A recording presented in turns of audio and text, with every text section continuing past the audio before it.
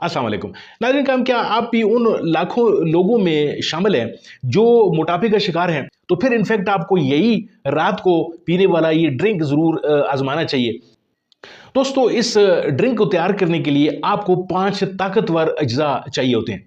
दोस्तों, जो पहला इंग्रेडिएंट है आपके किचन में मौजूद है उसका नाम है धनिया। नाज़रीन का दूसरा जो इंग्रेडिएंट हमें चाहिए होगा इस ड्रिंक को तैयार करने के लिए वो है मेथी दाना। तीसरा जो इंग्रेडिएंट हम डालने वाले हैं इस ड्रिंक में वो है सौंफ।